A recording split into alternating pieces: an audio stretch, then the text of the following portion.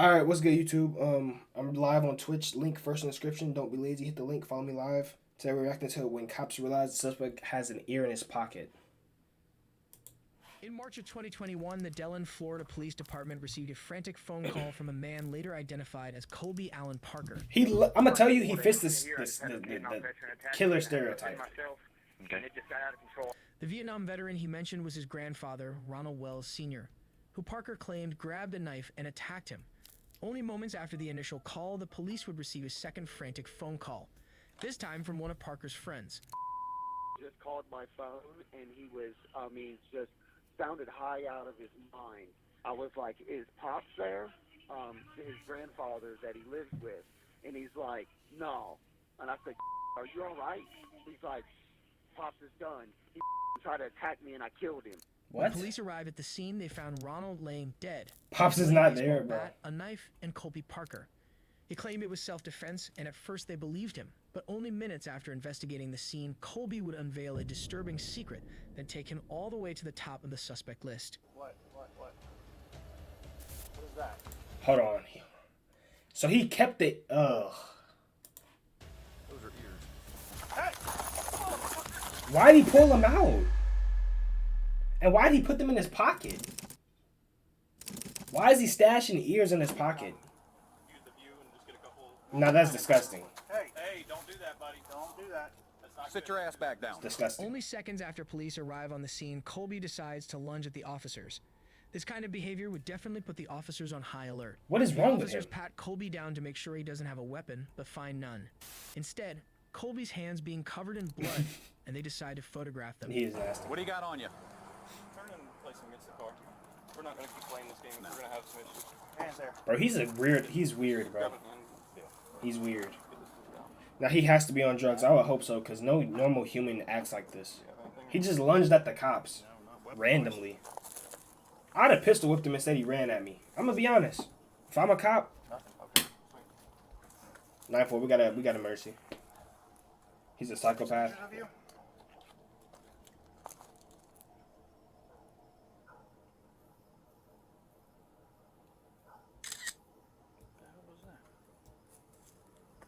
What kind of phone is that? Hold your hands out like this. Turn them over. Caught him. 4K. You don't have any other injuries on you? There no injuries at all? No. Face shots. Yeah. He looks semi-normal though, so the fact that he's a ear killer is weird. Very disturbing to me. As the cops start to gather more evidence, tensions begin to rise. Oh, can I see your gun, bro? No. Who? The cop, of course, denies Parker's request to see his gun. The nonchalant nature of the comment is concerning in and of itself and without a doubt would put any officer on high alert. But the thought of Parker actually getting the gun... You really think he took people's ears and left them on their way? Like, how hard is it to cut an ear off? Like, you have to go... You see how small an ear is? You have to genuinely try to, like, saw an ear. Like, he just going around stealing ears. First off, why? Second off, what is he going to do with it? Even more alarming. Obviously, it's unclear what his intentions were when he asked that, but I think we can all assume it was nothing good.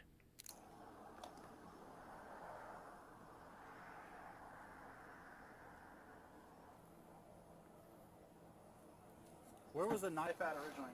Do me a favor and just sit back down, bud. Good. Bro, handcuff him. Why is he not handcuffed? Why did they not handcuff him? That's probably it. 10-4 should be the one that was called in for first evidence. To make matters worse, while the officers begin questioning Parker, he gets up Imagine the through the truck for a ears. second time. He tries to play it off as just a stretch, but the officers on the scene aren't buying it. He's breathing heavily, touching his face, fidgeting his arms. These are all signs that his stress and anxiety levels are rising. Yeah, I got you, Retro. Give me a It's second. expected for someone who had just been involved in such a horrific scene to be acting so odd. However, at this point, the officers are beginning to think Colby is acting increasingly suspicious. His actions are leading them to believe he's definitely hiding something from them. So why was the knife on the front porch? You know?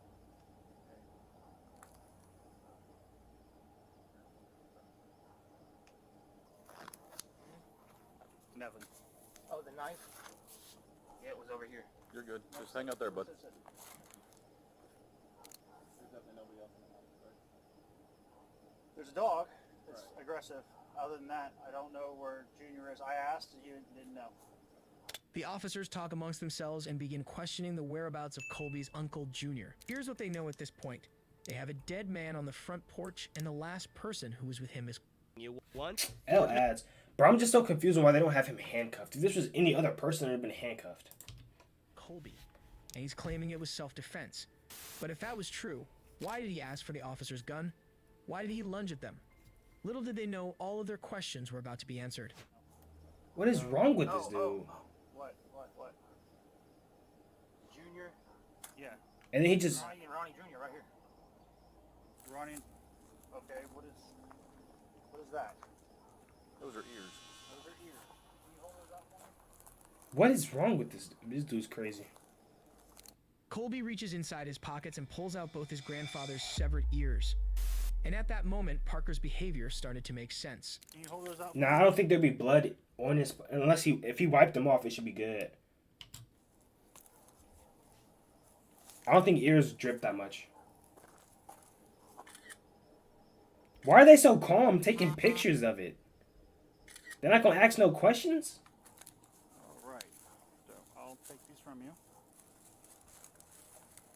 I got it. Let go. Yep. Handcuff him, maybe? At this point, the officers know they were dealing with someone truly dangerous.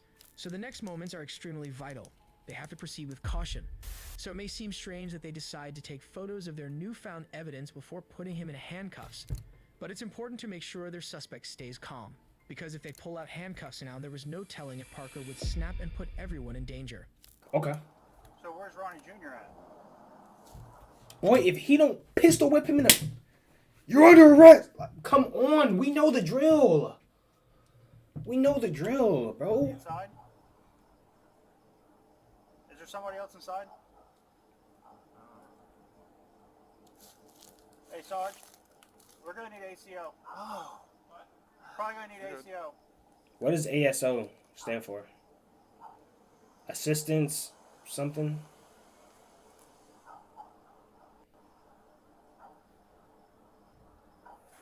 Hey! Motherfucker! Get down! Taser! Ooh. Ooh, he fighting. No. Oh, he fighting. Get on him! He's trying to get the police fucking gun. Have it? No. Okay. Taser! Bro, what is wrong with this? Fucker. 33 traffic light, we're fighting them.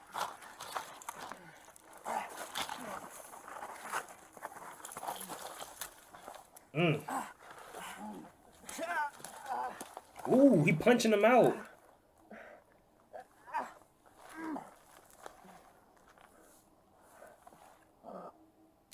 Colby puts up a fight, even trying to pull the gun off of one of the cops.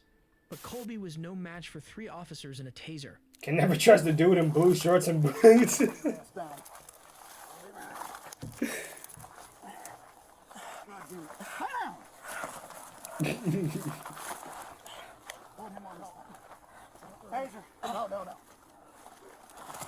Come on, Zach. Come on, the other hand. I got the other hand. He's trying to get up. Get him down. Pull his legs down. Is it illegal to keep tasing him? Get it back to him. I have it. It didn't take them long to pull him down to the ground, cuff him, and cart him off in the police cruiser. That's not. Eventually, Parker was charged with second-degree murder, 2 counts of battery on a law enforcement officer, and resisting arrest with violence. Yeah. Colby Parker's evidence pointed straight to an easy arrest. But what happens when the only evidence police find is a lifeless body upstairs? I just got home from vacation with my family, and I didn't have a key to come in the house. And I see that He looks normal. Yeah, my fault. Here is knocking on the My door, fault. trying to get in. Okay, so you think your husband's in the house? I'm assuming that he is because we have 3 cars cars, all 3 cars in here. I've been texting him and calling him for the last couple of days and nothing. Jane Warren arrived home from vacation after being unable to reach her husband, 59-year-old Richard Warren, for several days. She came home from vacation and can't get in. Her husband's on the door. Look at some doorbolt or some kind of person back window. Okay. It's like, I don't know, broken glass and stuff. Bro, they don't have any keys to the house. No, they're in the house, she said. Despite Richard's car being in the driveway, he wasn't answering the door, and without keys, police were left with no choice. There were clear signs of a brutal forced entry, but the crime they would soon uncover and the reasons behind it would prove as senseless. I got you as after it was this retro, utterly bro. tragic. Okay, we obviously got the garage door open, but the inside door is locked. We're just gonna force that open and go take a look, okay? All right. Let's do it.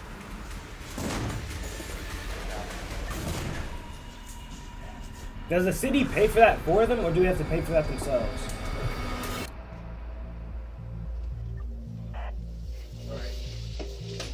He's upstairs. Obvious measure.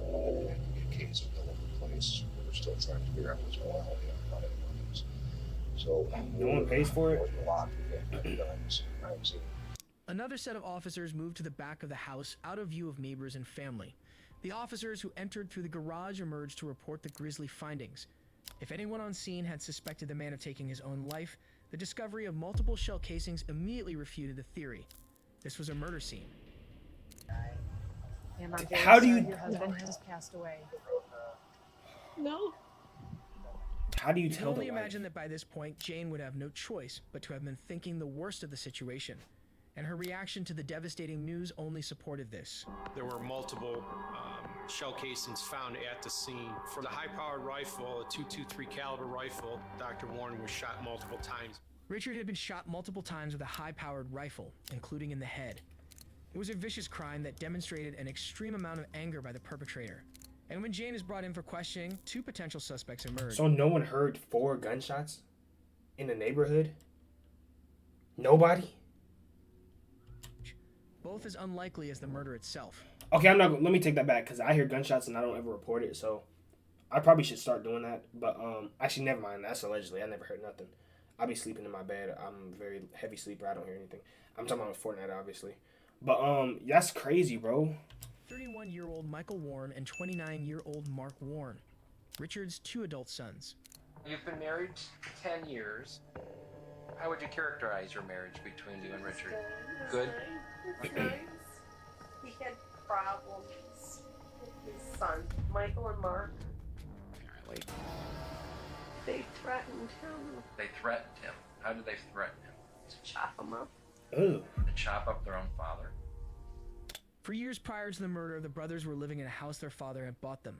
But when They Richard both fat, decided that's it was crazy. time he cut them off financially, and they would be forced to fend for themselves, they instead chose to enact a deadly plan. Only days later, the Beechwood and South Euclid officers would arrive at the brothers' house to question them on the death of their father. But when the officers started knocking at the door, the brothers began shooting at them from inside the home. SWAT arrived at the scene and a 12-hour standoff ensued. When the officers eventually breached the door, they discovered Mark and Michael both dead from self-inflicted gunshot wounds. Unfortunately, both of these cases are examples of when officers arrived at the scene after lives had already been lost. But what happens when officers catch the criminal red-handed? Yeah, that is before weird. tragedy? That is weird that nobody called the cops. That's wild.